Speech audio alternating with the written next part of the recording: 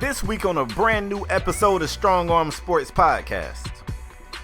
They gave him a $4.4 million signing bonus, and they reduced his base salary by $1.5 million this year and $2.9 million next year. So if you hearing what I'm hearing, you know what's going to happen, right? It's just going to be mad next year. We supposed to be the losers, but we winning though. They used to laugh at us, now we winning though. They used to tell me never in my lifetime. I guess they wasn't in their right mind. Underdog. I ain't have a lot of shit back in my younger days. Welcome to a brand new exciting episode of Strong Arm Sports Podcast, the realest sports podcast in all the land. True. Bruh, I'm trying to make sure you with me. I mean, in all the land.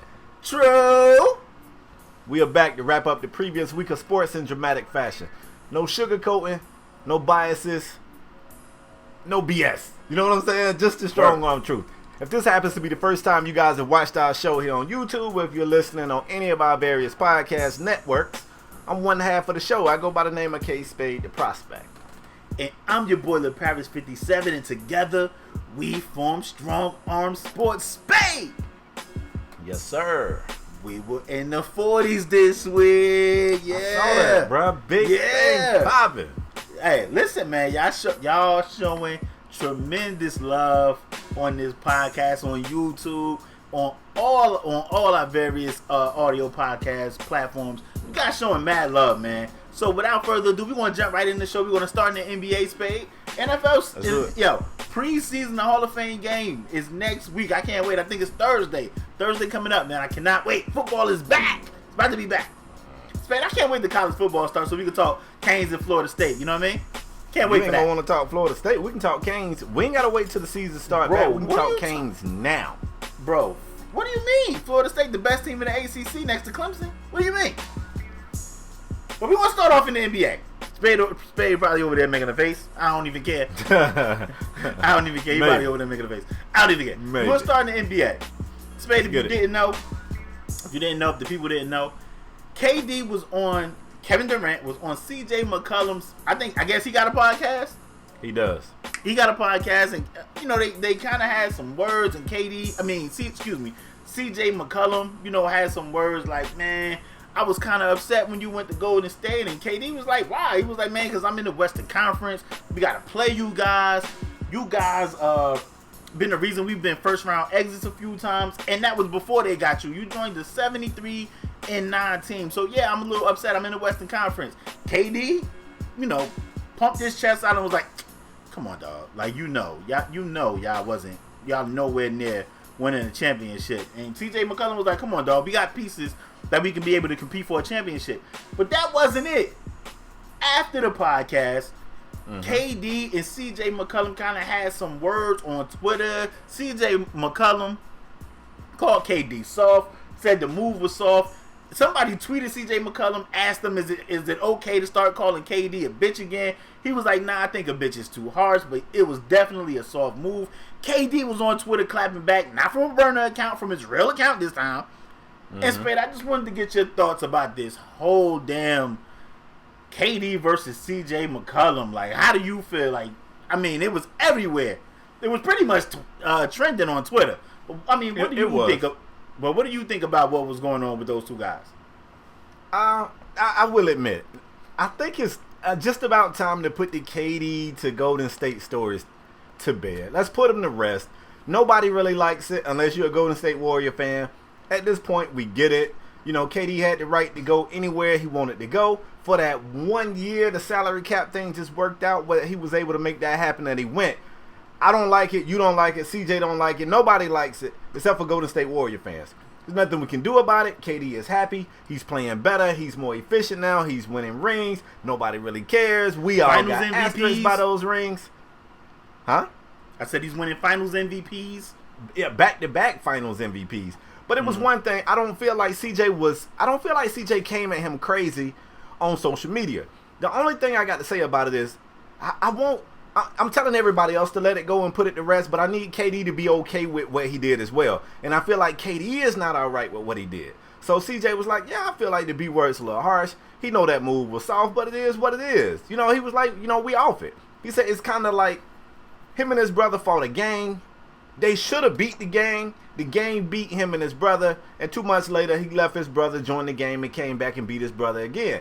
And, you know, KD fired back like, I just did your effing podcast. And, you know, you didn't say this to me, which he kind of did. I mean, he didn't use that exact analogy, but he told him, like, yo, I had a problem with this. That team was good. They won 73 games without you, and you went there. And KD was like, so I would actually, me and my brother would get in a gang fight.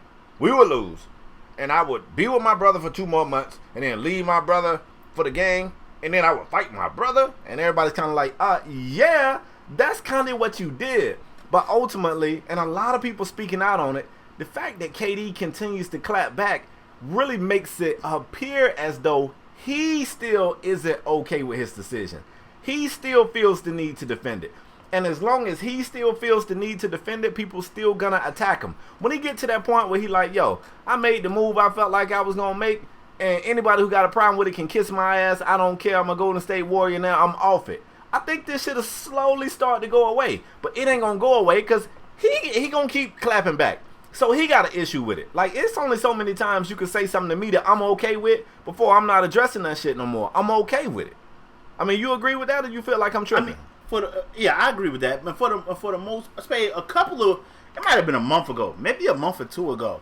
I asked you something off camera. It was about 2 comedians. It was Mike Epps and it was Kevin Hart. Yep. And I said, you know, Mike Epps he kind of be getting at Kevin Hart, saying Kevin Hart not funny to him, and that's his opinion. For, you know, if that's how he feel, that's how he feel.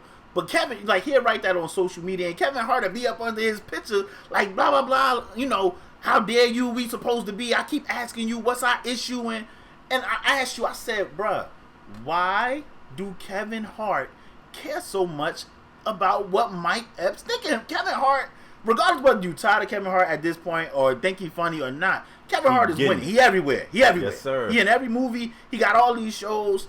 He got these crazy comedy tours selling out stadiums, not arenas, stadiums. Like, he's selling out football stadiums. So, I mean, like, I asked you, like, why do... And that's how I feel the same way about KD. KD, you made your decision. You claim you happy with your decision. Why do you care about what these guys say? Like, Spade, I told you the other day, I said, man, I'm about to start taking this approach to a lesser extent, you know, to a lesser extent.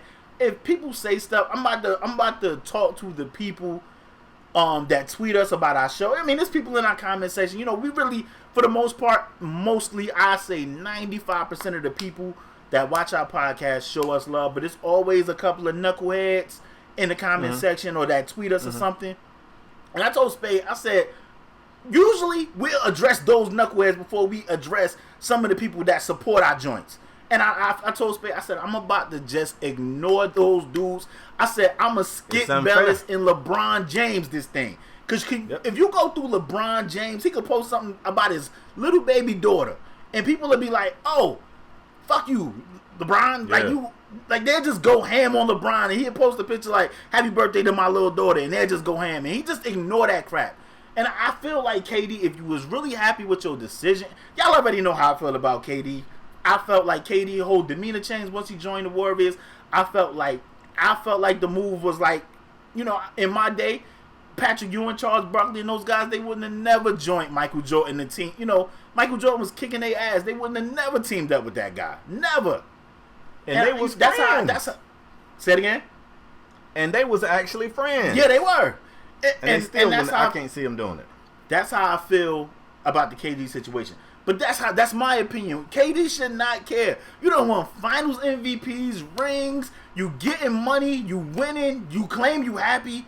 I wouldn't care what anybody in this league think. And actually, what I wanted to say too, Spade, I don't know if it was a known person or if it was just a fan, but a fan was like, KD, why do you care? Like, why do you gotta...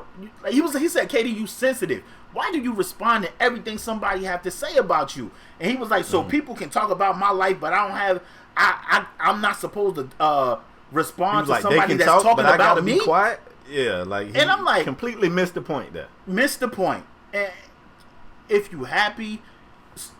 so be it. You made the decision, live with it. But why do everything that these guys say bother Kevin Durant? I don't know, man.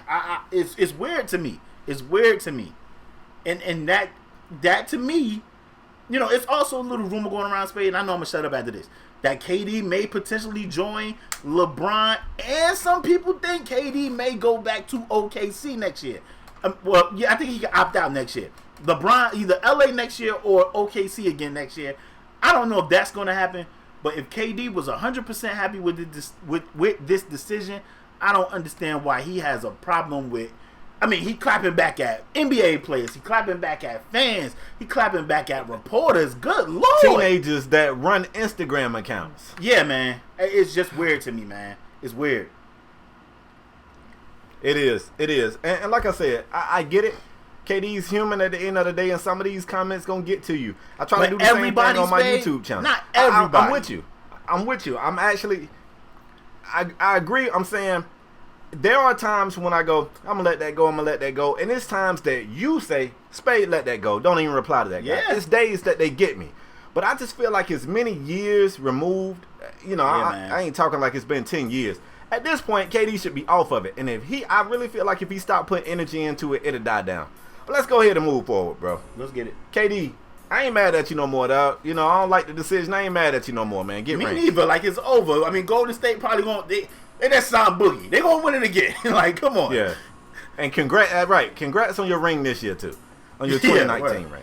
Let's move forward, bro. Let's talk about the team that, for a while there, kept running into KD and his Golden State Warriors in the finals. And let's talk about the Cavaliers and their life after LeBron James. Now, okay, I saw the Cavaliers do something that I saw Miami do. When Miami was trying their best to keep LeBron that last time and LeBron left, they basically took the whole bag and they gave it to Chris Bosh to try to keep Bosh, because I don't know if you know this or if you remember, but at that time, Houston was real close to making something happen with Bosh. Yep. And Bosh had completely changed his game to fit around LeBron and the offense they was running, and he had basically become a stretch big. And a lot of people don't remember dreadlocks, predator-looking Chris Bosh in Toronto, but Bosh would go back to the basket on you, and he was way more versatile before Miami. Yeah, I think he was a 20 and 10 guy, if I'm not mistaken. He was a dog, bro. Bosh was a dog. These young people don't remember that, but I remember seeing him and Dwight Howard battle in the playoffs, Toronto versus Orlando. Orlando won that series, but Bosh was giving Dwight all he wanted down there, trust me. But anyway, the Cavaliers have come out and they just extended Kevin Love. It's a 4-year extension for $120 million of those things. And everybody's wondering if this is a good deal for the Cavs. If it's a bad deal for the Cavs, I can see some pros to it. I see some cons to it. Before I go, LaParis, how you feel about the Cavs taking all that money and throwing it at their stretch big Kevin Love? I was thinking to myself, like, Kevin Love just got this extension. Like, clearly, I don't know if Kevin Love, like, I felt like Kevin Love was going to have to put some weight back on. Clearly, this Cavs team is not the same team without LeBron. Like, Kevin Love slimmed down a lot from when he was in Minnesota. Minnesota, he had a lot more weight. He was able to bang down low. Kevin Love used to get like 30 games down there, like crazy. Yeah, he used to be a dog. Like, they changed him. They made him a stretch. He lost a lot of weight. He was pulling threes, and LeBron penetrating, kicking it to Kevin Love wide open around the perimeter. That crap was working. It was getting them to the finals. I don't know if that's going to work with Colin Sexton and J.R. Smith and TT. I think Kevin Love may have. I'm not mad at them signing Kevin Love to an extension. Maybe they'll sign him to this extension and then use him for trade bait. Maybe not this year, maybe not the next year, but maybe later on down the line. But I don't think Kevin Love can still be the same player, like as a stretch player, without putting on some weight to be able to go down in the box and bang. Like, if I'm playing against the Cavs, if I'm coaching against the Cavs, I'm just not leaving Kevin Love, because if Colin Sexton want to beat us off the dribble or any of that, I just let him beat and take the 2 instead of leaving Kevin Love open for the 3. I think Kevin Love got to change his game, in my opinion. Maybe put on a little weight, not as much weight back to when he was with Minnesota, but I definitely think he got to put on some weight, because I just wouldn't leave Kevin Love. I wouldn't. If he around the perimeter, I wouldn't leave him. I don't care who penetrating for the Cavs. I wouldn't leave him. I mean, in theory, that sounds good, but in the game, defenses break. You gonna watch Colin Sexton, who to me, my comparison for him is a young, like, rookie John Wall. John Wall was explosive with the ball. He could shoot, but he was very inconsistent, so his jump shot didn't really scare defenses like that. But he still would almost surprise you with how fast he could get by a one-on-one matchup. And I see Colin Sexton got a lot of that in him. To me, that's the comparison I see. So I don't think they're not going to logically go leave Kevin Love at the 3 to stop rookie guard Colin Sexton. That's not what they're going to think in their head. They're going to say, that guy's beat, and muscle memory takes over, and they're going to go to help, and I think it's going to free Kevin Love up. I think Kevin Love can put up a 20-10 season this year. I really do. What I don't know is whether or not Kevin Love can stay healthy, bro. Like, Kevin Love, we don't get on him like we get on other people that can't stay healthy, but Kevin Love get hurt every year. Sometimes multiple times a year, bro. So I don't know if Kevin Love is going to be able to be durable enough. And maybe that's how he changed his body. Maybe if he gets in the gym, bulks up, they get on one of them training regimens where he throws some pounds on, maybe his durability goes up. Maybe he becomes a more rigid guy. But my only question mark is his durability. I think if he can stay healthy, I don't have a problem with the deal at all. I know they got some young pieces out there. A lot of people like Seti. A lot of people like Colin Sexton. A lot of people like... Do you feel it was a panic move? Like you? I remember you said back in the day, like you felt like they only gave Bosh the bag because they lost LeBron. You think that's the same exact thing here? I kind of do. I think it is, but I don't think it's as bad because I think Bosh still got some of that in him. Now we got to be careful when we say Bosh still got some of that Minnesota in him. Let's be clear. Minnesota, Kevin Love ain't never seen no postseason, so that's true. Saying he got some of that Minnesota in him don't necessarily mean that he finna just be a dog and be a great team leader, because we never saw that Kevin Love. We saw him be a good accessory, and if they're expecting him to lead these young guys, I guess it's not fair to assume he hasn't learned anything over these championship runs. But I mean, let me ask you: I think he can put up 20-10. Do you think the Cavs have enough to make the playoffs this year? I mean, barring any trade, just with what they have now, you think they can make the playoffs in the East? I don't know. That's tough. I mean, the East. They should. I'm about to say, when you look at the East, bruh, they should at least be able to compete for a 7-8 seed. I mean, they should. It's also a rumor. I don't know if it's going to happen, but Philly trying to get Kyle Korver from them guys. I don't know if it's going to happen or not, but Philly trying to get Kyle Korver, Sixers. But I mean, you think about that team, you would at least think, I mean, Larry Nance, Love, TT. I think they lost Jeff Green, but they got Clarkson. They still got JR. At this moment, they still got I think they trying to re-sign Hood. Oh yeah, I forgot about Hood. I don't know if he's going to be back. I think he's a free agent. But they still got Kyle Korver at the moment. I don't know if they still have George Hill. I don't know what kind of contract George Hill got. But they got Colin Sexton. You look at that team, you think they should at least... I mean, 40 games probably can get you in the playoffs in the East. It may be a little less.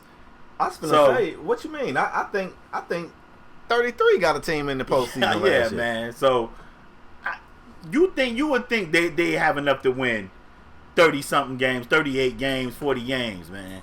But I don't know. I think they have enough to get in the playoffs. I think they do. We'll see. They should. Again, it's going to depend on the durability of what's his face? Love. Kevin Love. Oh nah, this was an up year for him. 43 was the low. Okay. All right, so you ready to move on? Yes, sir. Let's get it. Let's take it down to your team, the Houston Rockets. And no, we're not talking team, about Don't Houston. try me like that, bro. Did we talk about Houston signing Melo? No, we didn't. Let's throw that in there too. So Houston made they made Clint Capela. They extended Clint Capela. Both of us was wondering what the hell is going on with Clint Capela. Clint Capela was wanting that money, and he seemed to get close to what he wanted. He signed a extension, 5 years, $90 million with the Rockets, and they also signed, which everybody expected. I think they signed Carmelo Anthony for 1 year. What he got, like $2 million, $3 million? I don't know. I know it's an exception. Yeah, it's pretty damn low. But Melo won't get that bag from Atlanta, so he ain't even worried about it. But they signing Melo. They getting Clint Capella. Spade, talk about your team. First of all, bro, don't Your try me team. like that. It's not my team.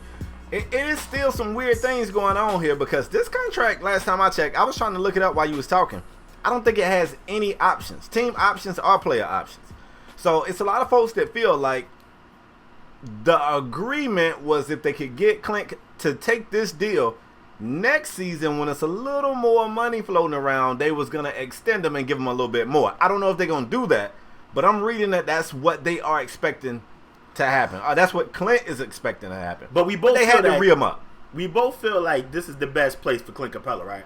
Oh, definitely. I was just going to say they had to re him up. I mean, obviously this team coming off the best record in the NBA season, and Clint Capella's been, you could easily argue him most improved over the last few years. Like, he went from being Dwight Howard's backup to, I think he was second in the league in block shots. He was top 15 in, like, defensive efficiency. Like, believe it or not, Clint's a hell of a player. Now, on the offensive end, people give him a hard time because he's a PNR big. You get a lot of his points kind of spoon-fed to him from James Harden or Chris Paul with the pick and the roll. But on the defensive end, not only is he a pretty solid defender against a big, he's a great rebounder. And if he gets switched off on a guard, he's okay there too. Like, I'm not saying you want him to guard Steph. You don't want to just come out and say, Clint, you got Steph. But if he gets switched off, he's all right. He's all right. He's agile enough to stay out on the perimeter. He can stay in front of most of the guards out there. I think they needed Clint. Like, all this other stuff they doing is good, but if they don't get Clint, it's all for naught. I think they need Clint as well. I think they need him. I mean, a lot of them give me assists James Harden was getting was just driving to the basket, throwing it up to Clint, dishing it to Clint, easy dunks. Like, he was up there in field goal percentage as well, if I'm not mistaken. But yeah, man, he was. You need this guy because of what he brings defensively. Block shots. He's a great defensive rebounder. Just, a hustle player. He's a hustle player. Mm-hmm. You need that guy, especially losing Ba Mute and losing Ariza. You figure those guys are good perimeter defenders. But it's good to know that if one of your guys on the perimeter get beat, that you got big Clint Capella back there. They're able to clean up the mess, change shots, they don't add, it's not a stat for changing players' shots at the cup, but Clint Capella would be up there in that too. I mean, I like Clint. I'm happy he got paid. I'm happy he's still with the Rockets because I think that was the best fit. It was also some talks about Clint maybe signing like a tender with the Suns and the Suns wanted them bad at the end of last New York. I heard LA, the other LA, not the Lakers, the other LA. But I'm happy Clint stayed, and I'm not mad at, the money Clint Capella got. I think he's worth, especially in this NBA. Shoot. That's big facts. Speaking of somebody who just got their money, let's go from that to somebody who might not get money at all. Let's go down to my real team. Let's go to Miami. Let's talk Dwyane Wade, Pat Riley, Miami Heat. In the last episode of this podcast, you just got two of your teams back to back. I only got one team, bro. Bro, you got in the a last Eastern episode Conference of this team, you pod, got a Western Conference team. Let's keep it a beat. We talked about, in the last episode of this pod, we talked about Dwyane Wade getting offered a pretty decent contract from a team whose name only you can say. I'll get you to say it again later. Time out, Spade. People were saying that money was not good enough, and I was like, Wade is not getting that in the NBA. At least like I don't 3 think years so. for $25 million or something like that. Yeah, right? That's good money to me. I don't know what people talking about. Well, let me give you the update. The Heat offered Dwyane Wade $5.3 million. The China team offered Wade $25 million. Yeah. It was over 3 years. Yeah. The Chinese team told the 36-year-old Dwyane Wade that he had 2 to 3 days to accept their offer, or they was pulling that shit off the table. I think at some point the Chinese team started to feel like they was being made a fool of. They put this offer out there. They felt like it was a strong offer for 36-year-old Dwyane Wade, who I think averaged 11 points a game last season. Dwyane Wade's like, yeah, I'll let you know. I'm gonna check my palm polish. I'll get back to you. They got the internet in China too. They looking like ain't nobody else offering this dude this money. What the hell going on? Do we think he too good for our yen? He don't want our yen? We'll pull this shit off the table. The Paris, I think them 2 or 3 days is up. I could be wrong. It also could have been a poker move. Like, he could hit him up like, you know what? I want to take it. They might say, we was just playing. It's still on the table anyway. Come on. But if you're Wade, what would you do? I'm taking that. I am taking that bread, bruh. I'm going taking to China. That yen. Hey, the crazy thing is, Spade, I asked you, I said, yo, the Chinese season can't be that long. Because I remember a few years ago, it was during the lockout, I think, or they thought it was going to be a lockout. It was something like that. And Wilson Chandler went over there, played like 2 or 3 months, and came back and signed a contract with, I think, Denver Nuggets at the time. So, I mean, you figure 3 years, like, Dwyane Wade can go over there, probably pay. They'll probably let Wade play over there for the 2 or 3 months. He can get that bread, and then he could come back to the NBA if he want, and play, and play like for the playoffs or something. I don't know, man. I'm going to China. I'm taking that bread. You explained the sneaker situation over there. Y'all already know he rocks some knee-lings or Li-nings or whatever they are. Whatever they are. He got them sneakers. Right. I go over there and get that sneaker money. I go get that TV money, because definitely he's going to have some Chinese commercial when they have him eating squid or sushi or something. So he's going to have that money. And I go get that Chinese CBA money, Chinese Basketball Association money. I'm going over there and getting that bread, because he ain't getting 25 M's nowhere in the NBA. That's what I do. Well, I mean, a lot of folks are saying that it's about Zaire. That's his son that play basketball. He wants to be over here with his son. He wants to, keep an eye on his progression and mentor him through his basketball career. And they feel like him going to play for these guys would impede that. And if that's the case, that's the only reason I can see Wade basketball staying left over for that young man. Like, I agree. I'm going to be a lot of basketball left for that young man. Like, he can go over there for 3 years, and that kid will probably be like a junior, senior in high school when that contract is up. And ain't like you got to go over there. Ain't like you got to live over there. You're going to go over there, play 2-3 months, and bring your ass back over here. Yeah. You ain't getting, you better be trying to get, people probably going to say, well, Wade don't need the money. Probably still want to be close to his family. If he can get a little $5 million contract in the NBA, he might as well just stay over here. But you ain't going to get another $25 million payday in the NBA. And 25 M's is an extra $20 million from what you getting offered over here. I'm going to get that bread. I'm trying to look at their doggone schedule. I want to see how many games they play. It can be. It gotta be like a 20-25 game season. Gotta be. I think it's 38. I'm looking at it here. I think it's 38. Look like their season start late October, early November, and it runs to early February. Yeah, come on, man. So that would definitely interfere with the season. The high school season, bro. You mean, right? The who? You talking about his son's high school season or the NBA season? No. I'm talking about the Golden Bulls. The Xinjiang. The Zhejiang. But I'm saying, you said it ends in February. February is the All-Star break around NBA. Oh, yeah. I get it. I'm going to get that bread. I'm going to get that bread. Hey, ultimately, I ain't got Dwyane Wade money. Dwyane Wade probably sitting on 100 M's over there and just signed a lifetime sneaker deal over there with Ni Ling. So, he probably don't need no bread. So he probably ain't tripping up that 25 mil. Me? I'm going to get that bread. Also, it should also be said that Pat Riley has learned from his dealings with Dwyane Wade the first time. Why this Chinese team over there saying Wade got 2 or 3 days to make a decision, Pat Riley is going in the other way. Pat said, I think it's best we be patient with Dwyane. You know what I'm saying? We're going to let Dwyane take as long as he need to take. Pat ain't no fool. Pat said, I want Dwyane back as a player. I want him back as a leader. I want him, Pat just said. If you Wade, what you going to do? And if you Wade, what would you do? And what do you think he's going to do? If I'm D Wade, I'm going to go get that yen. I think Dwyane Wade is coming back to Miami, bro. They make him and his wife made a really big point about saying that their home is in Miami. So after the whole thing with Cleveland, when he got sent back to Miami, they were saying that's their home. To me, that doesn't change. To me, you ain't never seen Wizard of Oz, Dorothy, the glittery shoes. There's no place like home. Click, click, click. It's no place like home, bro. Dwyane Wade can't even read the street signs over there in China. They will can't even probably read the treat street him like a signs. king, bro. They probably will. You know where else they treat him like a king? Wade County. They ain't paying him Wade like one. County. Well, you didn't say that. You said treat. You said treat like a king. You never said pay.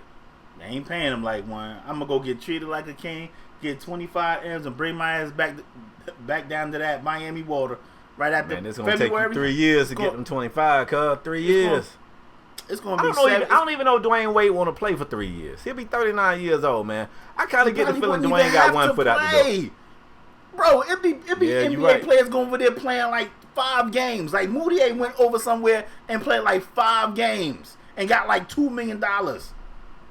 If they'll let Moutier play 5 games overseas, they'll let Dwyane Wade play 1 game and just sign autographs, and they'll still pay him almost $10 million. Moutier played like 5-6 games overseas. I'm just saying. Hey, ultimately it's gonna, ultimately we already know it's Dwyane Wade's decision. I'm interested to see what he gonna do. But I know if I was at the, on the last leg of my career, I would go get as much money as I can. And I'm telling you, I don't even think they'd be tripping if Dwyane Wade go over there and be like, I'm injured. Play a game, do some shoot around, sign some autographs. Yeah. I don't think so. Go over there and play with their yen and see what happens. Go play with their yen and see what happens, bro. Give me my money, give me my yen, give me my peso. Yeah, man. Don't play with his yen, bro. So you see Wade coming back to Miami, okay? Yeah, Wade to be back, man. Because like you said, money not an issue for him at this point.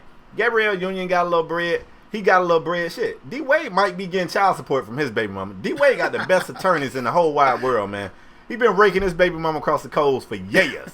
Dwyane Wade got revenue coming in. He just signed this big deal with Lee Ning. I'm not gonna lie to y'all. If it was up to me, I'm a little greedy when it comes to my money. I'm going over there and I'm getting that yen. And like LePere said, I'm gonna go be celebrated. Like them 11 points a game over here gonna get them dogged on NBA Twitter. But over there, 11 points a game. Why didn't Dwyane 11 points a game look over how they there? doing Melo when he averaged 16. Yeah, well he shot 16 times too, so that's different. See? They gonna turn Dwyane Wade to a backup shooting guard. Winslow gonna be starting. It's gonna be man. I mean, he turned himself to a backup. Okay, ain't no shame in that. Wow, ain't no shame in that. Okay, you ready to move on? I am. We taking it to the NFL now. Gotta talk about a big signing that happened out here in LA with the LA Rams. Todd Gurley signed a 4-year extension for $60 million, $45 million guaranteed. Now, it's been a lot of talk about running backs and running backs getting paid. You guys didn't know Saquon Barkley signed his rookie deal. I want to say he got $36 million. Somebody going to correct me on the number. I want to say it's $36 million. All guaranteed for Saquon Barkley. Le'Veon Bell been having an issue getting his money. Le'Veon Bell been very vocal about this being his last year with the Steelers because they don't want to re him up. Like his agent came out and was like, "Yeah, I'm pretty sure this is Le'Veon Bell last year with the Steelers." Le'Veon Bell said, "Oh," and they, he actually tweeted after Todd Gurley got his bread and said, "Oh, they made me think I was crazy. Like they thought I was crazy." Spade. One. Yes, sir. Do you have a problem with the Rams paying Todd Gurley this much money and giving him $45 million guarantee, knowing damn well they still ain't paid Aaron Donald? Aaron Donald is holding out as well. Rams done paid a lot of people. They done paid Brandon Cooks. They done paid Cooks got the bag, bro. Yeah, Brandon Cooks got the bag. They done paid a ton of dudes over there, and they just paid Gurley, and they still have not paid Aaron Donald. Do you have a problem with this? In a weird way, you know what I'm starting to wonder? Go ahead. Like, when they made that move for Ndamukong Suh, everybody said, "Oh, man, Aaron Donald and Ndamukong Suh side by side, that's crazy." Okay. Now you got to wonder if that Ndamukong Suh signing was, I tell you what, Aaron. I tell you what, we don't need you. We don't need you. We're going to offer this. Dumb, bro. I hope they not that dumb. I mean, would it be dumb? Look how they boasted that defense in the offseason. Are they not? Look, even if Aaron Donald don't play, which would be crazy, but even if he didn't, do we not both agree that this is a better defense they jumping with this year as opposed to last season? I mean, we do, but Aaron Donald is a defensive player of the year, bro. From the defensive tackle position. I get it. Bro, they paid Brandon Cooks $80 million, $88 million over 6 years. Yeah. He signed a 5-year extension. Jesus. Bro, let me tell you something else that I don't know if you know about this contract. Bro, I'm going to cut you off, but $50.5 million guarantee for Brandon Cooks. 50.5. Yeah. Sheesh. I never saw Brandon Cooks getting that kind of money. I mean, obviously, man, we say on this show all the time, you worth what you can get somebody to give you. And Brandon Cooks got that bag. Todd Gurley got that bag. But hold up, the Rams not as crazy as everybody think they are. Let me tell you what they did in this Todd Gurley deal that a lot of folks are going to start referring to as the Julio Jones provision. All right? Now check this out. Julio Jones, who we'll talk about later in the show, not happy with his contract, wanting Atlanta to work with him. Atlanta got to figure that whole thing out. Julio Jones been holding out, not going to training camp, mini camp, OTAs, what? I'm not going to any of that mess. All right? Let me tell you what the Rams did. In this contract, man, it's front end heavy. That keeps Todd Gurley happy. Boom. You hitting him with the big checks at the start of this shit. Boom, boom, boom. He feeling rich. Let me tell you what they did on the back end, bro. Here's where the contract gets interesting, bro. The base salary on this contract are only $5 million for 2022. That's when he turns 28 years old, by the way. $5.4 million in 2023, and the final year of the deal. And it's a $1 million roster bonus and a $4 million training camp reporting bonus. So what they're doing is at the end of his contract, when the salary's not so big, when players typically want to go, man, look at these pennies I'm playing for. I want more pay. I'm not coming to training camp. If you opt to not go to training camp, you really making pennies. I'm calling it pennies like I've ever seen this type of money. But if you don't go to training camp, that can be a $5 million season, which is crazy for him. And just simply going, that's a $4 million bonus and then a $1 million roster bonus. You add those two, you take that $5 million base salary and you make it a $10 million base salary. I think it's genius. I think you're going to see more teams starting to do this. And they really put these athletes in the crunch. Y'all want that money up front. We hitting you with the big checks up front. When they get toward the end of your contract, when you're older, we don't know how you're going to perform. You got more miles on you. You could have had an injury or two. You banged up. We don't know if you done lost the step. I'm going to tell you. And Go ahead. I was going to tell you why. Another reason they doing that is because they put the money on the front end because they still got guys on rookie deals like the quarterback. Regardless how you feel about golf, you know in a couple of years they're going to have to re-up golf. And golf going to want that bag, regardless how you feel. Yeah. Especially if the Rams keep with, going with this up arrow that we think they have. So I get it. I'm not mad at, and like we had a conversation in the group about Julio Jones. We're gonna talk about him in a minute. I don't think 4 years is that long of a contract. So if he was able to get, it's $45 million. $45 million is $45 million guaranteed. Yeah. But you got to factor in California taxes is crazy anyway. So you got to factor in them taxes. But I think he'll be all right because I would assume most players. But then again, Julio, and we just seen Atlanta re-up an offensive lineman. We just seen an offensive lineman get re-up by the Titans. Taylor Lewan, and the Rams are going to have to pay some old linemen as well. So this could get ugly too. Like you said, it could turn into like $10 million. But if Todd Gurley keep going on the way he going, being as big of a factor as he's been with the Rams, especially this past season, he's not going to be happy playing for no $9 million, $5 million. He might not be.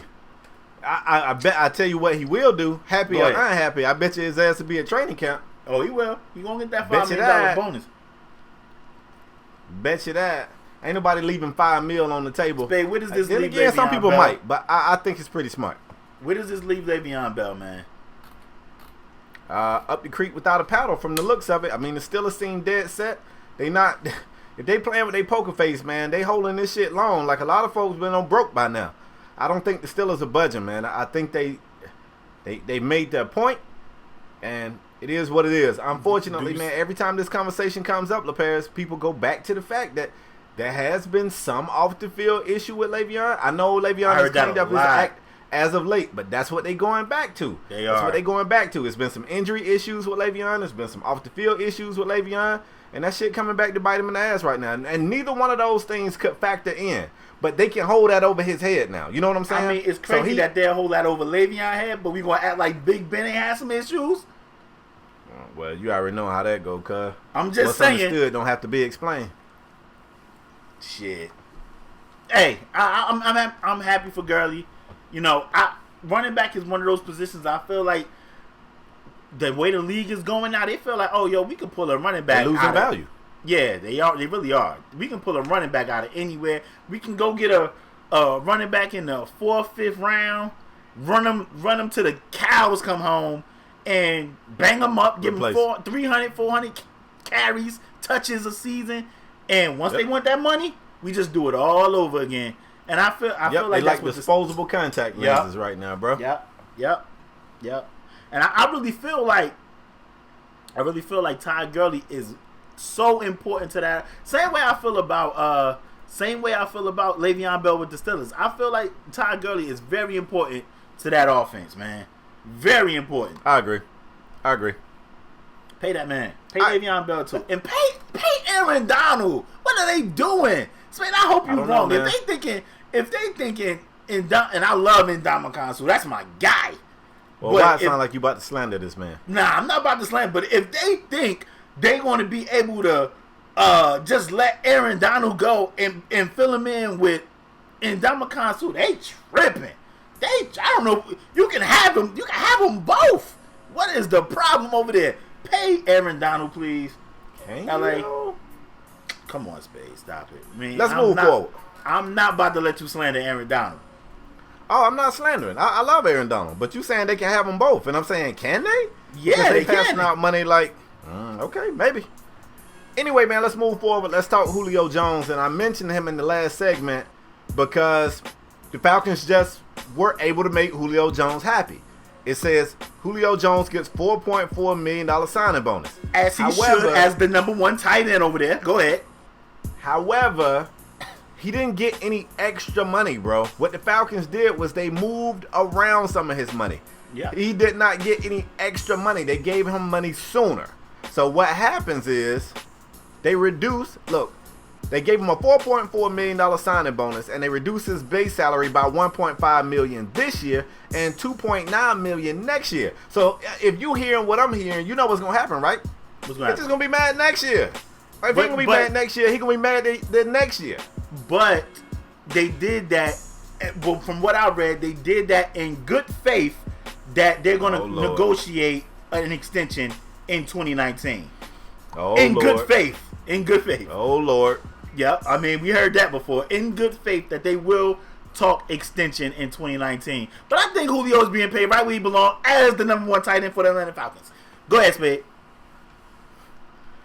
Anyway, my question to you, I'm not even gonna ask you no question because you can't be serious. You too. I'm gonna be serious. So I'll take that. Let's take this segment off. Go get you another bottle of water, whatever. I got this one. I got it. Gucci. I got it, bro. You just a little immature. It's all right. I'm used to it. I've known you for a very long time. I know you the guy that giggles when you hear the word titty. I get it. You know what I'm saying? You ain't quite ready for this stuff. You're a little immature.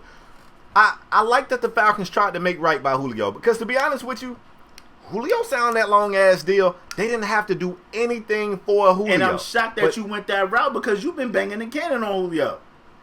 I have been. Because I don't feel like the Falcons was obligated to do anything for Julio. Because when he signed that deal, I remember thinking, why is he signing such a long-term deal? I didn't understand why he signed that long of a deal. But I'm going to tell you something.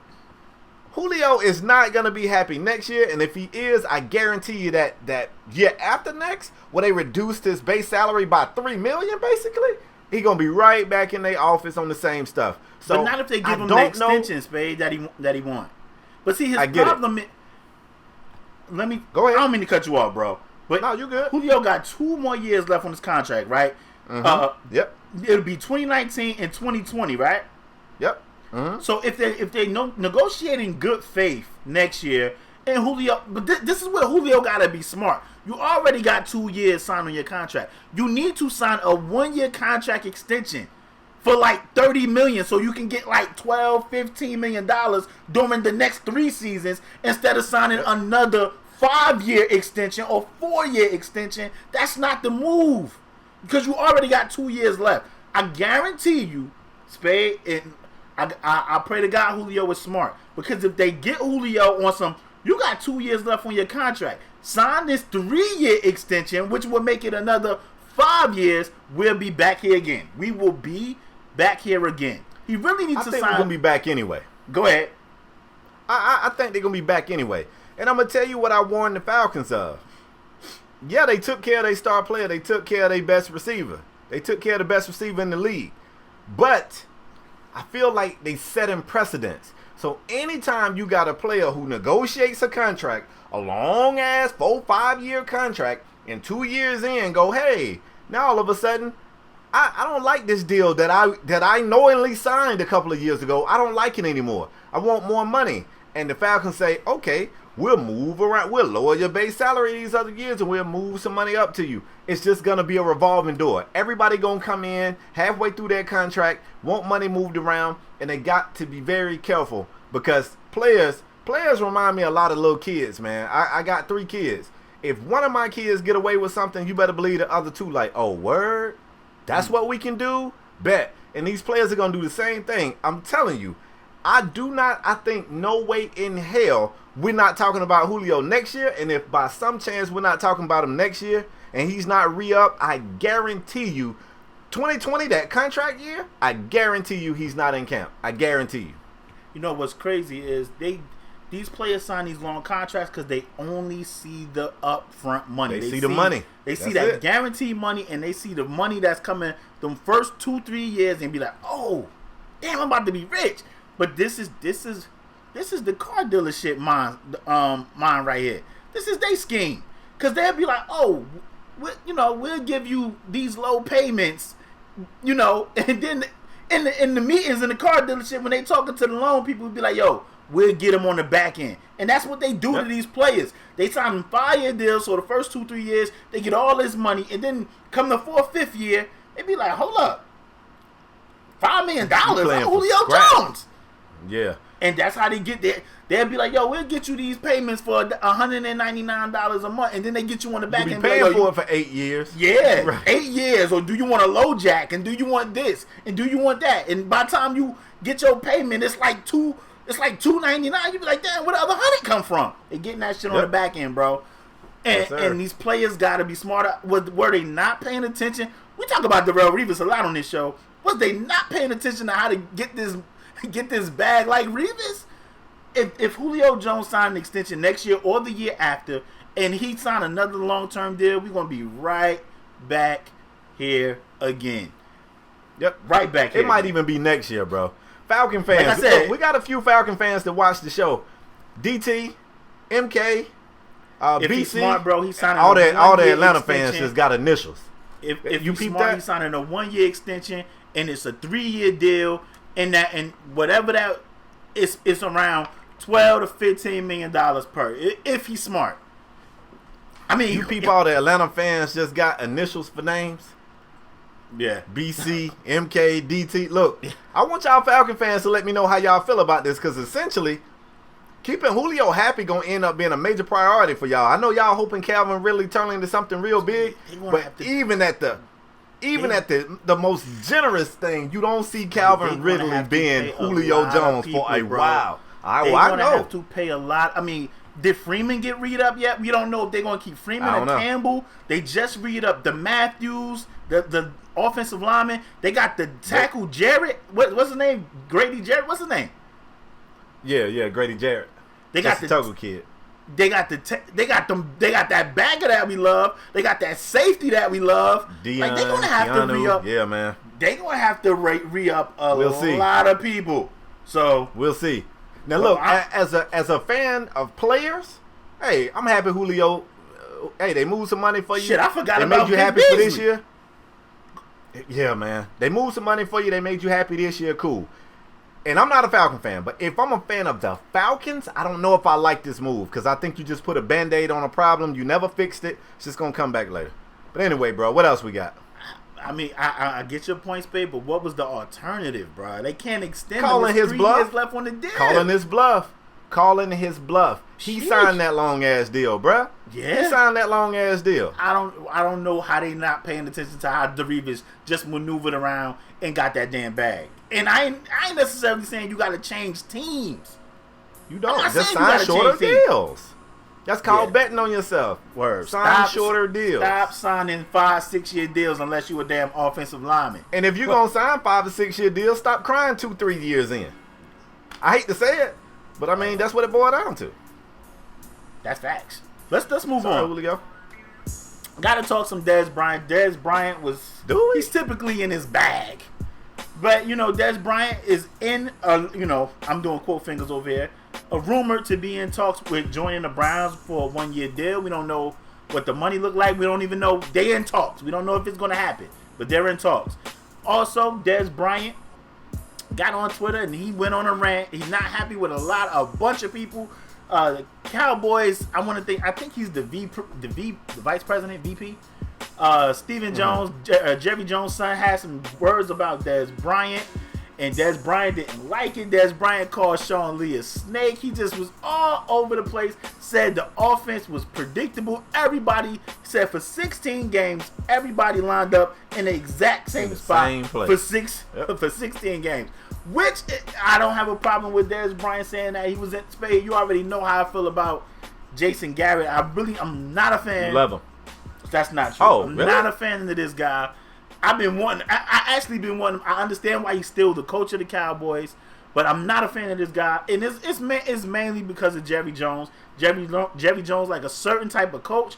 That's why when we had Jimmy Johnson, when we had Bill Parcells, those guys didn't pan out because they was too strong of a personality for Jerry Jones to deal with. And he don't like those type of coaches. He like coaches that he can say do A, they do A. That's the type of coach he like. But I gotta get your thoughts on one, Dez Bryant joining the Browns, and two, on his little rant that he did speaking on some of the Cowboys players. As far as him joining the Browns, I mean, I don't know what's going on with Josh Gordon. We really should have talked Josh Gordon because they making this seem like this is like he taking his car to get checked up on. They like Josh Gordon has done phenomenal. He hasn't relapsed. He ain't back messing with no drugs. Like everything's going good. He just checking himself in to kind of refocus himself. And I'm like, that's not bad, Spade. That's not bad, bro. Come on, bro. Right before the season start, like he's gonna be missing, and that's why they looking for another receiver. He's gonna be missing. To me, I could be wrong, but that sounds weird to me. You never gonna see me like, oh, LaParis, my car running perfect, bro. Yeah, but for I mean, about 3 weeks, it's gonna be in the shop. It's gonna be in the shop for 3 weeks. Though. I just want them to go through everything. It's running like a charm. If you kind of got a problem, though, Spade. If you had a problem, a personal problem, he should have compare this to. I don't know if you can compare this to a car.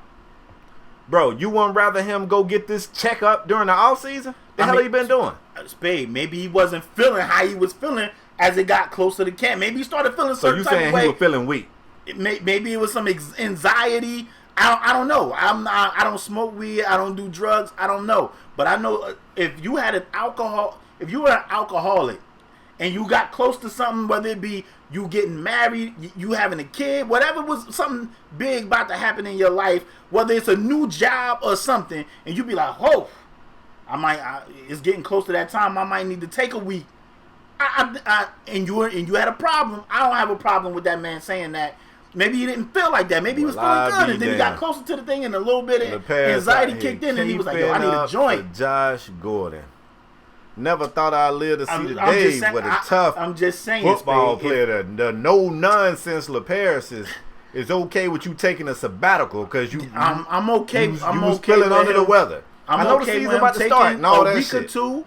I'm okay with him taking some time instead of just going out there smoking weed, getting suspended again. Yes, I'm okay. We know this kid got issues, and if he able to at least recognize it beforehand, good for him. Good for him. Go ahead, Spade. I'm rooting for Josh. Guy over here, the tough guy, tough LaParis. Say, hey, I'm gonna remember that because one of these days you're gonna be ready to record the show, and I'm gonna tell you I feel fine. but I'm scared that I'm not gonna feel fine, and I'm just going for 2 weeks. I need you to be. Is it because you got a problem, or is it because you being lazy? Yeah, I got problems. Can't have a problem being lazy. No, I got a problem. I'm sure of it. But anyway, let's get to the point. Go ahead. The tweet that really set this whole thing off, I'm going to flip this back. I want to ask you, the resident Dallas Cowboy fan, the original tweet that set off this series of events was somebody said, I think Dak going to bounce back and have a good season this year because he ain't going to have to worry about Dez being in his ear. And he implied that Dak took a step back because Dez would basically be in the huddle like, hey, you ain't throwing me the ball. I'm open. Throw me the ball. And instead of Dak being able to go through his progressions or read the defense organically, he was looking for Dez. How do you feel about that, LaParis? This your team. You watch these trash-ass Cowboys. I don't. I got better shit to watch. You know, Spade, I'd rather watch commercials. This bothers me, and I know I'm about to get banged in the comment section. I don't care. But this bothers me because people said, oh, the Dallas Cowboys suck.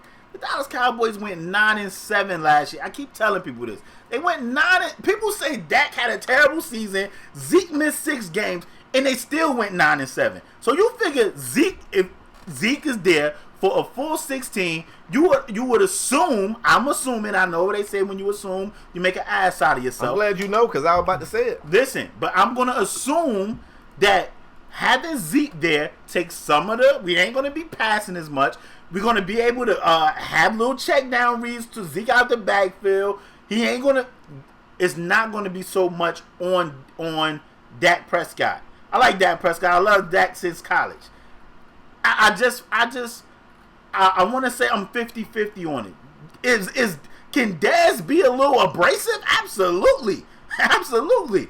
But is that shouldn't a quarterback be able to handle that though? A franchise quarterback? I don't know. I don't know if a second year quarterback is handling that, Spade. I don't know.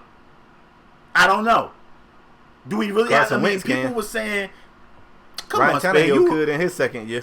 Come on, Spade. Ryan Tannehill, stop it. Yeah, stop it.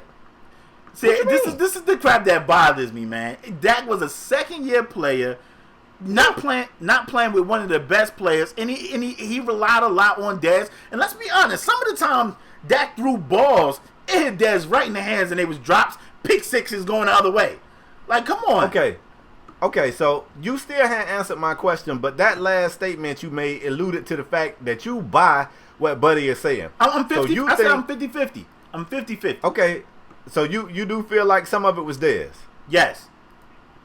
Wow, bro, that's tough. I don't feel like Dak had a bad season. I'm looking at his numbers. He didn't have a bad season. He had an amazing rookie season. And nobody wants to say this, so I'll be the guy to say it. It could have been rookie luck. We've said a lot of times when quarterbacks play, LaParis, you know we say this. When quarterbacks play that don't have a lot of game film on them, we always take their greatness with a grain of salt. When you see first-year players look good, it's not a lot of game film on them, especially a player like Dak, who comes into Dallas's offense and runs a completely different scheme than we were seeing Tony Romo run. Defenses ain't have a whole lot of game film on that. So with another year under his belt, I expected him to take a bit of a step back. And then you're right, you also taking the fact that one of the best running backs in the league was missing for a few games, for 5 or 6 games. And Zeke, yeah, of course he was going to take a step back, but he still wasn't bad. 22 touchdowns, 13 picks. I mean, I don't feel he was bad. Not People terrible. said he sucked. He threw the ball 490 times. He had 300. Yeah, I don't think he sucked. His completion percentage was 67.8 his rookie year and 62.9 last year. But he also got sacked more times last year. By the way, we had offensive lineman that was banged up. Doug Free retired. We moved a guy who I felt is a guard to play right tackle. He still had, he still had 57 attempts rushing, 357 yards, 6 a pop, and 6 TDs. I mean, I don't think the kid had a bad year. This could be my fandom. I don't think that's a bad year. You said what? I don't either. I don't think that was bad at all. He threw more interceptions. I mean, ain't great. He threw more. I mean, I'm not saying he was phenomenal, but he threw more interceptions. But he threw the ball more. Yeah. I mean, I don't know, man. Like a lot of them times when he could have dumped it to Zeke, he was taking shots down the field. We had wide receivers that dropped the ball. we know Jason Witten was getting old. We had a backup tight end that was hurt.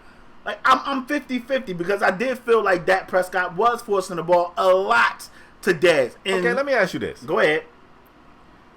Are you okay with Dez being name dropped? Dez is currently out the league. I mean, he already went egg on his face. I do have a problem with. He could have just said last year, I felt like I really wish the owners and the players would just take this Patriot approach. Like, yo, we're going to talk about the players that's here, and that player that you keep wanting to talk about is no longer here. Why are we still talking about Dez? We are going into another season. Can I answer that for you? Go ahead. Y'all not as classy of an organization as the Patriots. Y'all not. And look, I don't even like the Patriots. I'm a Dolphins fan. No, I'm being talking about juice. Bro, I mean, I didn't think I had to state the obvious, but we're not as classy of a program as the Patriots.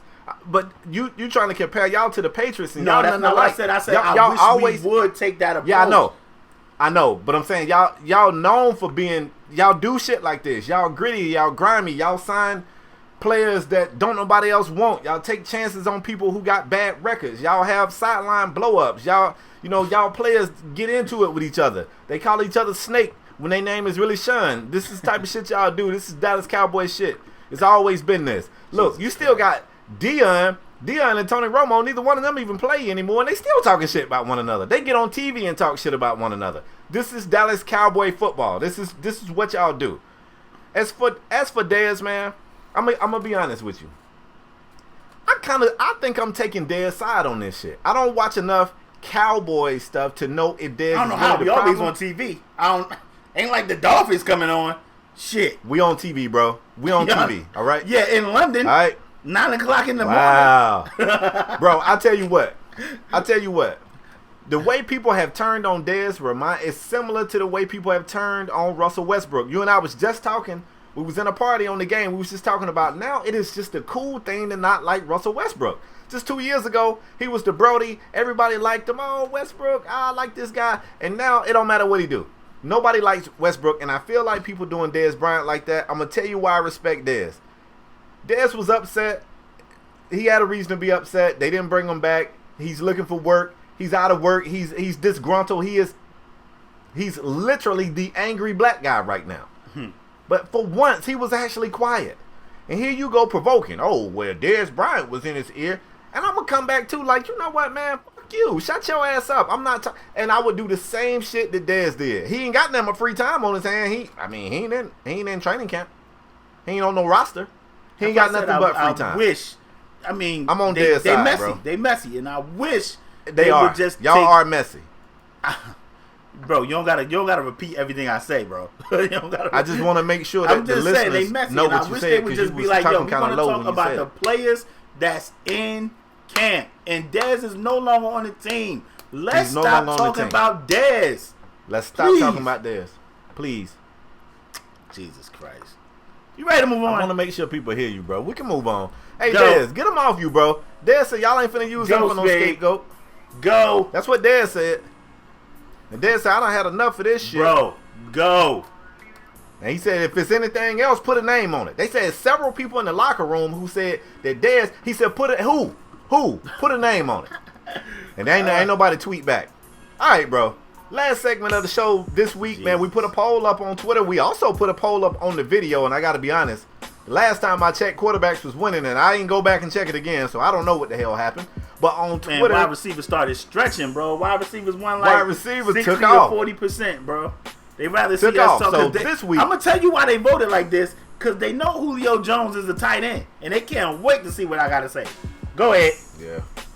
Somehow I don't feel like that's it. This week, we're going to give you guys our top 5 NFL wide receivers going into the 2018-2019 NFL season.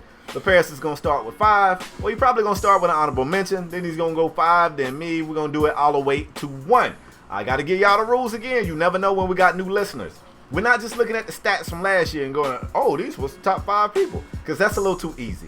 We're going to go by stats. We're going to go by the eye test, and we're going to mix in a little bit of a prediction factor for who we predict is going to have that year this year. Somebody could have been great last year, but maybe they lost their quarterback. Maybe they got a different OC, and we just don't feel like they're going to be that guy this year. They might not even be on our list. That's the way we do this thing, and I'm really good at it. I kick LaParis' ass in this segment week after week after week. And just like Dez Bryant, I'm sick of it. Bro, so you said combined safeties, bro. Bro, I had one bad. See how you do? You can't make no mistake. I made one bad decision, bro. Go up. Give us your number 5 or whatever you got. Wide receivers. It's crazy because I got 2 honorable mentions, bro. Oh my God. I'm gonna tell you what. I couldn't pick one of these guys, and these guys are right there. One of my honorable mentions. Matter of fact, both of my honorable mentions. One is from New Orleans. His name is Michael Thomas, and my second one is from San Diego, and that is Keenan Allen. I'm about to say Keenan Thompson. That's the dude from Saturday Night Live. Keenan Allen. Oh, bro, both of these dudes are exceptional. Keenan Allen, man, is one of those guys that's been banged up, and you just be like, damn, Keenan Allen, a knee injury again. But last year, he put it together. Keenan Allen had an amazing year last year. Keenan Allen had, let me look real quick. I think he had over 102 catches. Yeah, man. 1,400 yards receiving. Yeah, man. Just amazing. Michael Thomas from the Saints. We already know Drew Brees going to throw that thing around a lot. A lot of people going to get a lot of catches over there. But I think this kid has the potential to be one of the greats in the NFL. And I can see him take another step. I'm borderline there right now, but I want to see him take another step up in that offense. We know he playing for Sean Payton. Sean Payton is one of the best offensive callers in the league. Playing with Drew Brees, one of the best quarterbacks in the league. They got a good running game. So I'm interested to see what type of year he's going to put together this year. But at number 5, it's a guy that I think a lot of people forget about. He goes underappreciated. He's underappreciated in my opinion. When people talking top 5 wide receivers, they never really mention this guy. And it's crazy to me because he's been putting up numbers, and I think he's been playing with a mediocre quarterback. And I'm taking it to Cincinnati, and I'm talking about A.J. Green. Size, speed, great hands. I like this kid. And you know they lost. He's been playing with Andy Dalton. Andy Dalton is as sporadic as they come. Goodness gracious, he just be all over the place. They done lost Tyler Eifert's been injured for the past couple of years, but A.J. Green has been getting it done with the situation he's been putting in. And for that reason, A.J. Green is number 5 on my list. Wow, bro. I got to admit, I ain't see that one coming. Kind of caught your boy off guard with that one. Mm-hmm. Now, we might have some new listeners, so I have to let them know how to, you did good. You did good. I just want to let the listeners know something. This guy, a few years back, had Demaryius Thomas on his list. So, just take this list. Spade. I won't never let him live that down. Don't make me rewind, because it was a time when I was telling you about David Johnson, and you was like, nah, it's too soon. And then he put together one of the best seasons, following me putting him on my top 5 list ever. Okay? We talking about wide receivers, bro. Stay on task. Stay on task. I'm just saying. Let's not. I want to tell the listeners one thing, together. Bro. You said let's combine safeties. Bro, when I got the number 4, I was like 1, 2, 3, 4. Them joints came easy. I think our top 4 gonna be the same. I was worried about your 5 though. It's a cluster between 5 to 8. That I'm telling you, to me, I got these guys so close. So I'm gonna tell you something. I'm gonna give you. I'm gonna cheat. I'm gonna do what LaParis did. I'm gonna give you 2 honorable mentions. My first honorable mention I had in my top 5 last year, and he has fallen out of my top 5. Not because I think he took a step back, because I don't know what's going on with their quarterback. They got one that want to eat dubs, and he might be inappropriately touching Uber drivers. And they got another guy that I really just don't believe in, and that's Mike Evans. I think Mike Evans has the talent. If he could get, if Jameis and whoever the hell is under center can get their shit together, I don't think Mike Evans is the bottleneck down there in Tampa Bay. Let me go ahead and say that first and foremost. But he did not make my list this year because they already playing without Jameis, 4 games, 6 games without Jameis, and I don't know what's going on. So Mike is off my list. Now, the other person that I have on my honorable mention list is Michael Thomas for the same reasons that LaParis did. when people talk about great quarterbacks, I don't know why they don't mention Drew Brees. I still to this day think when it comes to accuracy alone, I think Drew Brees is hands down numero uno, the most accurate quarterback in the league. Like my boy DJ Khaled say, his throws are accurate. They accurate. All right. I like Michael Thomas, but I'm gonna do something different, man. This guy never made my list at 5. Let me go out to L.A. I was gonna say San Diego. Let me go out to L.A. and I want to put Keenan Allen on my list, and I'm gonna tell you why. I thought the same thing. I said, dang. I'm gonna tell you. First of all, shout out to Stacks. I don't know if Stacks is gonna watch this episode, but shout out to Stacks. We was talking one day, and Stacks was like, you don't feel like Keenan Allen's better than so-and-so? I don't even remember who we was talking to. And I was like, nah, Keenan Allen be getting hurt all the time, and I think he's older. And he's like, he's not. And I went and pulled his stuff, and I was like, holy shit, this kid is 26. He's 26, and he had 2 seasons of injuries. It was like 1 and then the next year. But other than that, he had put together basically 2 healthy seasons before that, and then he bounced back. This was the year to keep an eye on him, and he did tremendous things. Also, even though I'm not a fan of his quarterback is one of those risky passers. He's a what they call them shits, bro? People like Paul, what they call gunslingers. He's a gunslinger. So when you got a quarterback like that, he's gonna put you in a position where a lot of folks might look that play off and say, "Oh, nah, he don't look open." His quarterback can throw it to him. So I got Keenan Allen at number 5 on my list. I think he's gonna bounce back and have another one of these 100-catch years. I'm not mad at. He's gonna have another 100-catch season. Hunter Henry did go down with an ACL tight end, so it's rumors out there that they are on the phone with Antonio Gates, who's like damn near 40. So they're gonna be wanting a lot from Keenan Allen, the other wide receiver Mike Williams that they drafted. So I mean, if anybody getting that ball, it's gonna be Keenan Allen and definitely that running back out the backfield, Melvin. Now let me address the AJ Green thing. I think AJ Green. When I look at AJ Green. Whoa, so are you addressing this because he's not on your list? Because he's not on my list at all. And I'm going to tell you, when I look at AJ Green from a talent perspective, I really feel like AJ Green is I think he's a great value Julio Jones. And that's not shade. So somebody's going to take it as shade. I think him and Julio got the same type of body. I think they got the same type of game. They got the same tendencies. I don't like Andy Dalton, y'all. And I don't like Cincinnati. And if anybody can screw up a talent like AJ Green, it's Cincinnati and Andy Dalton. And that's why he didn't make my top 5 list. Then let me give you my number 4. I'm on fire, LaParis. I'm on fire. Let me give you my number 4. This dude right here has proven, I like wide receivers that prove that the quarterback don't make them great. Shit, I don't know. You can go down to Houston and throw on a helmet and you can throw him touchdown passes. He don't give a damn who the quarterback is. He shows up every Sunday. He produces every Sunday. I'm talking about DeAndre Hopkins. This dude right here is probably the reason why one of my favorite college quarterbacks did not get drafted. I felt like he should have got drafted. I'm talking about Taj Boyd. At the end of the day, people said, we don't know if DeAndre Hopkins made Taj Boyd. And I was like, you crazy. And now I'm looking at D-Hop like, hey, he probably did. He probably did. I got DeAndre Hopkins at number 4, bro. It's crazy because I got Hopkins at number 4 as well. I think, man, when you could, bro, they done had a Savage back there. They done had what's that tall, goofy fool? Oh, Wheaton back there. What's the tall guy? Come on, help me out. Oh, they done had a Osweiler back there.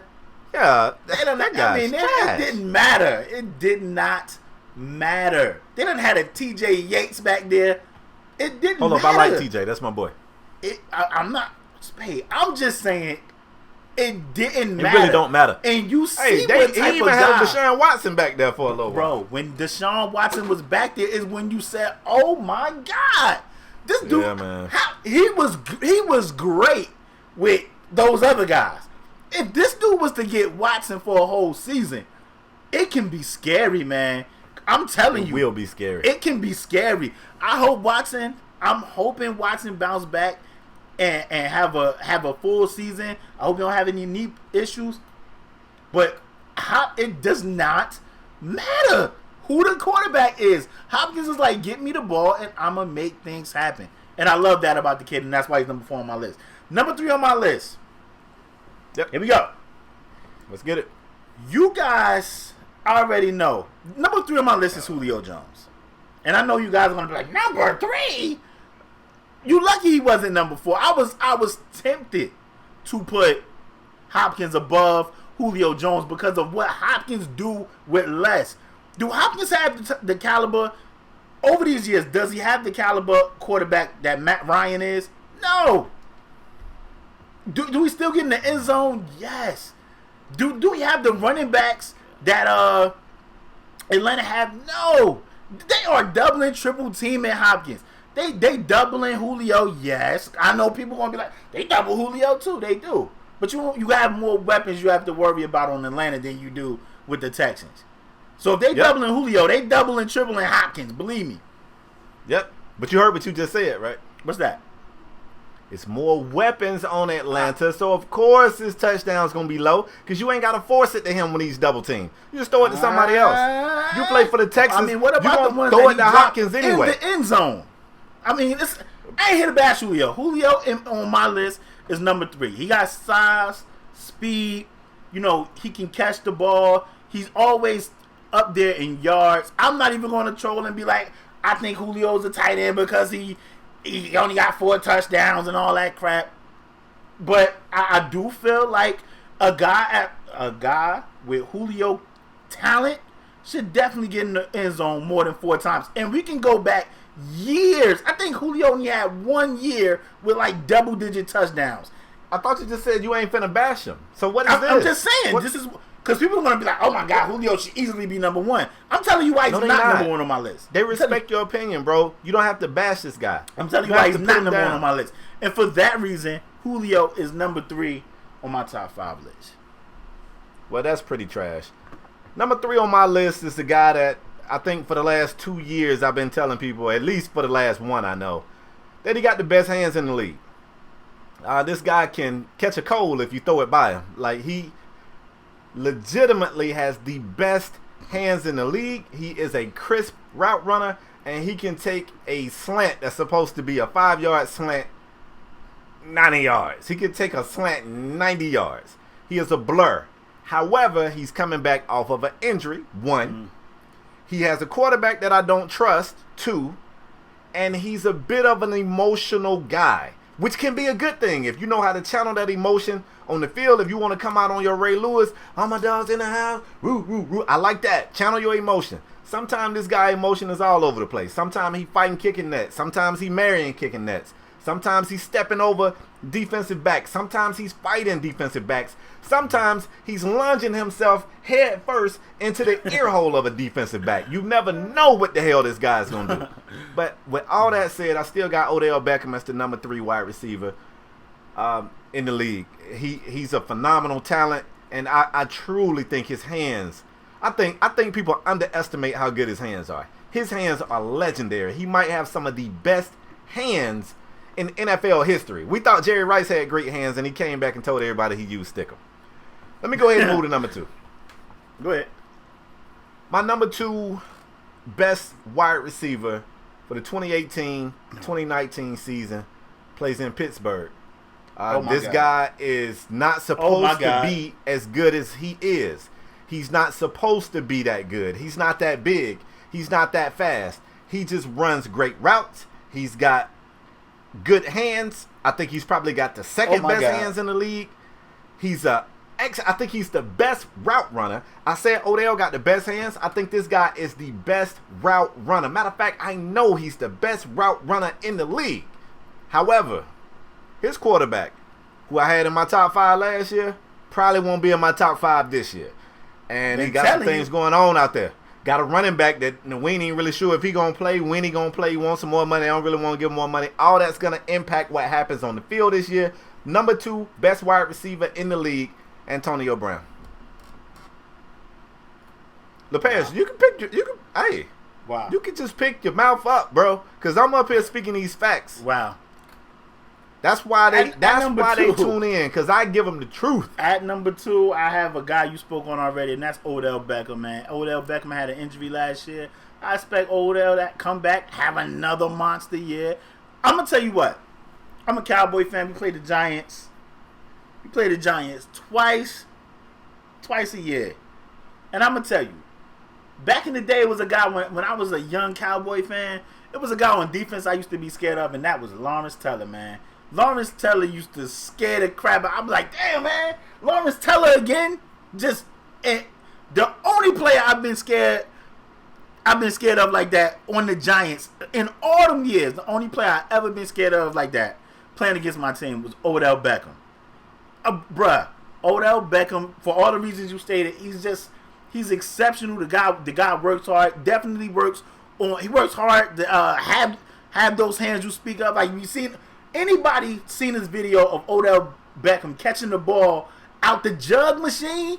I mean, he was literally standing in front of it. That ball come out with crazy velocity, and he was making them catches. That jug machine throws, like, the force that comes out of that jug machine can break your hand, and Odell was catching them joints like it was nothing. By the way, Odell had 3 touchdowns last year. Julio Jones had 4. Odell Beckham only played 4 damn So you using this segment to bash Julio. That's he what only had 4 damn games. He only played 4 damn games. Give me Odell at number 2. And number 1, it gotta be Antonio Brown. It don't gotta be. Antonio Brown is a monster, bruh.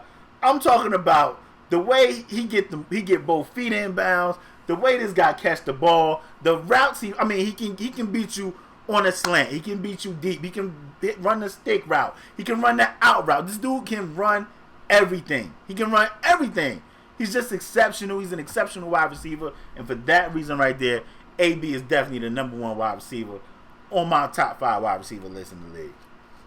Sound to me like Big Ben on your top 5 quarterback list this year. I would be looking for that. Folks, let's go ahead and let's bring this home. Let's not kid ourselves. When I said this last year, people got all in an uproar. They got in an uproar last year. You might as well put Grump there. They got in an uproar when I said this last year. They gonna get in a damn uproar when I say it again. Are they? The number 1 wide receiver, bro. I don't think people was in an uproar. They love this guy. Julio Jones. They love this guy. It is Julio Jones. This dude right here, listen, man, 4 consecutive years of 1,400 receiving yards or better. It's not a coinky dink. And he plays on an offense that has a ton of weapons. A ton? And because they got a ton of weapons, they don't have to over-target this guy. They ain't got to throw it to him when he double-team. They got 2 guys. They ain't got to throw it to him when he triple-team. They can throw it to him. They can throw it to Sanu. They can throw it to Hooper. They can throw it to Freeman. Hell, they can throw it to Coleman. I don't know. Sometimes they don't even need Matt Ryan. Sometimes Mohamed Sanu come in and throw the damn football. You damn right. He better than Matt Ryan. Shout out to Mohamed Sanu. Rutgers all day. Wow. So Mohamed Sanu gonna be on your top 5 quarterback list. You heard he might be. Matt Ryan ain't gonna be up there. I always make this comparison right here. Go ahead. I say nobody runs a route. Now I'm serious for a minute. Nobody runs a route better than Antonio Brown. Nobody has better hands than Odell Beckham Jr. But I think Julio is still top 5 in route running. I think he's top 5 in hands, and what those other 2 guys can't give you that he can give you is this physicality that makes him a freak of nature. This dude is like 6'4". I don't know what he weighs. I would guess. So why Hopkins ain't number 1? So why Hopkins ain't number 1? We went through this. We already went through this. And everything Julio do, Hopkins we went do. through this. Shit. No, he don't, bro. So you can high point it and he'll go up and get it like Julio? Hopkins, absolutely. Did you watch last year? No, he's not like Julio. Are you kidding me? No, he won't. This ain't no debate segment. You gave your whack ass top 5. Let me get mine. Everything these other receivers can do, Julio can do and some. Oh my God. Can he take a slant to the house? Absolutely. Can he run a stick? Absolutely. Can he run an out? Absolutely. Can he run a streak? Absolutely. And then you can throw that bitch to the corner of the heavens and he'll go up and get it. You can't throw it to the corner of the heavens for Odell. You can't throw it to the corner of the heavens he can do for everything Antonio these Brown. other wide receivers do except get in the end zone. Except that. Hey. Like I said, everybody else getting in the end zone. Not Julio. When you get in the red zone, Bryant had who a else trash is year last year, and he had 6 TDs. Before Saquon Barkley, when you get in the red zone, who else they giving the ball to? I wait. What you Victor say? Cruz. I hear you. What you say? When the Giants get in the red zone last year, before Saquon Barkley joined that team, actually the year before, because Odell was hurt last year. The year before, when the Giants get in the red zone, who gonna get the ball? If you Eli, who the hell you throwing it to? Victor Cruz? You gonna turn around and hand it off? Hell no. So he gonna always get targeted in those red zone situations where a lot of times Julio get made to be the decoy. That's what got him to the Super Bowl. That's why Odell ain't went to the Super Bowl. That's why Antonio ain't went to the Super Bowl. Well, he have, but not recently. That's what I'm saying. Give Julio his props. Number 1 wide receiver in the league. Shit. Julio. Julio. Whoa. Oh, my God. Jesus. Julio. Babe, before I close the show, you got, man, leave your top. Where we going next? You want to Julio. go? Let's go. Where you want to go next? Where you want to go next? Right now, I'm having a concert with Julio Bro, Jones. where you want to go next? Stop being rude and interrupt my shit. I think we got defensive tackles, corners, outside backers. You're just going to debate me on my 5.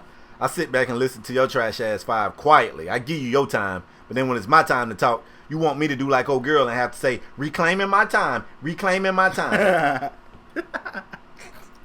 Bro, where do you want to go next? You want me to be Maxine. Bro? I don't care where we go, bro. Julio I don't care. Everything except get in the end zone. You do everything he's a spade. You better pay better attention to Hopkins. Hopkins can do everything Julio can do. You better pay attention. He can.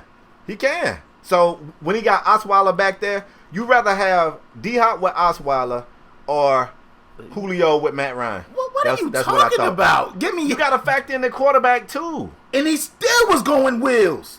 He wasn't going wheels. I said, who would you rather have?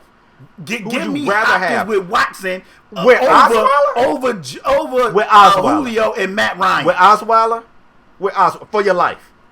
Osweiler not even on that team. Gun to your head, LaParis. If this next play ain't a touchdown, you out of here. I probably shouldn't have said touchdown. I shouldn't have said touchdown. What do you mean? LaParis, Are you kidding me? If this next play Julio don't score a 30-yard pickup, bro. If this next play ain't a 30-yard pickup, off with your head. Jesus. Osweiler. Where you want to go next? To D-Hop or should we say Matt corners Ryan for last? To Julio Jones. Space. Should we go corners? Ain't no way you finna put your life in Osweiler and D-Hop hands. I know you're not. I'm not putting my life in Julio hands when it comes to touchdowns at all. I changed the question. It ain't touchdowns no more, bro. Are you kidding me? Are you kidding me? So touchdowns mean everything. Spade, do you want to go corners? It's all about touchdowns. You want to say you don't care about 4 consecutive 1,400-yard receiving seasons. You don't care about that. And 10 you don't care about that. That don't mean nothing to you. And 10 touchdowns in 2 years. That don't mean nothing to you. Dez had 6 last year, and y'all calling Dez trash. Y'all, you the one just said, I'm 50-50 by it. He was messing Dak up. Dak was so good. Before Dez said, hey, I'm open. Babe, where do you want to go next? I don't care. I'm tight right now, bro. Bro, I don't care. Odell had 3 touchdowns. Julio had 4. Odell only played 4 games. Bro, ain't nobody talking about just the touch. This ain't a touch. I didn't say who the best touchdown getter. Bro, how you win games? How do you win games? You win games by scoring. You telling me one the person best don't wide have to receiver? do it all. You telling me the best wide receiver in the league only got 4 touchdowns? The best wide receiver in the league? You heard what I said. That's crazy. He a tight end. Yeah. Well, shit. He's better than y'all number 1 receiver. Who? The Falcons tight end better than y'all number 1 receiver. I don't know who the hell is y'all number 1 receiver since Dez gone. I don't damn know. What you mean? All of them trash. Cole Beasley had like 6 touchdowns. I bet you Cole Dak Beasley had like 6 touchdowns. I bet you Dak wish he had him over Cole Beasley. Cole Beasley, not if he ain't getting in that end zone. Cole Beasley had 6 touchdowns. I bet you Dak, come wrap the show, because now you talking crazy. What are you talking about? Wrap the show. You put some respect on Hopkins' names. Hopkins can do everything, every single thing that Julio Jones could do. Spit in Jerry Jones' face for a chance to throw the football to Julio Jones. Christ. He hawk a loogie at Jerry Jones for a chance to throw at Julio. Come on, man. Wrap the show. Bro, where do you want to go next, bro? Been talking this tight end. I don't care, bro. Just pick something. Fuck, we go kickers if you want. I don't care. You don't want to go. Let's go O-line then. I'm just going to say whoever you say. I don't know them folks. Oh my What's God. Buddy name? Let's go defensive tackles. What's Buddy name who bully people? I think he played for the Bills. Bro, he don't play Richie no more. Incognito. Give me Richie Incognito. Jesus Christ. Yep. I don't know. Listen, offensive man. lineman, bro. We're gonna go no defensive tackles and defensive ends next week, and then the next so you want to mix them? So now you got the bad idea. You want to mix them? Just best D lineman. That's what you want to do? That's a terrible idea. We doing 2 positions next week. Oh, defensive ends and defensive tackles, and then after we do quarterbacks, then we're gonna do corners and outside backers. That's what we're gonna do. So defensive tackles and defensive ends. But look at your top 5 wide receivers. Jesus Christ, I can't believe Spade right now. Leave your I can't top believe five. you. I can't believe you right now. I can't believe you. You gotta watch the tape. You gotta watch the tape. Man, Cole Slaw better than Cole Beasley. Talking about some Cole Beasley. Listen, don't get out of here. I was trolling about Cole Beasley. Relax. I know you trolling about the whole shit. Hopkins can definitely do everything Julio can do. No, he can. Can't, Julio bro. do everything he can't Hopkins go up do? and get it like Julio, bro. So let's keep it a stack. So we seeing D-Hop taking slants to the house? Yes, babe. Have you not watched? Yes, he has taken slants to the house. Bro. Yes. Bro, yes. Wrap the show, bro. Bro, wrap the show. I ain't talking about some Spade broke clock twice a day type shit. Amendola has taken a slant to the house. I don't mean that literally. Danny Amendola has taken a slant to the house. You want to put his ass on the list too? You want to put Danny up here? Put Danny up there. What you got, Danny? 6? So now you're saying Hopkins is Danny Amendola. No, you saying he has taken a slant to the house. Like I said he has taken slants to the house. Yeah, but yes. Let's wrap the show, bro. That's what I said. Has Julio ever scored double-digit touchdowns aside from one season? Bro, no. Wrap the show, dog. Wrap the show, man. Anyway, 1,400 yards receiving 4 years in a row. I can't wait to see our top 5 quarterbacks. Man, it got me sitting up in my chair, man. Cold. Can't wait to see you guys top 5 wide receivers. I cannot wait. Listen, we want to thank you guys for tuning in to another episode of Strong Arm Sports. As usual, if you new here, bang the subscribe button. If you're a regular, hit the like button and take 2 seconds. There's also a little bell up there. You can click that bell. It sends you you need to hit that bell. You're not gonna want to miss. If wide receivers got us this tight, I can't wait to see quarterbacks. I can't wait for quarterbacks. But click that bell. It's gonna send you a notification to your mobile device to let you know a new episode has been uploaded to YouTube. If you don't want to see 2 dudes arguing in a box, that's okay. We got audio podcasts everywhere. SoundCloud, UPodOmatic, iTunes. Soon to be on Spotify. We cannot thank you guys enough for your continued support. We was in the 40s this week. Let's shoot for the 30s.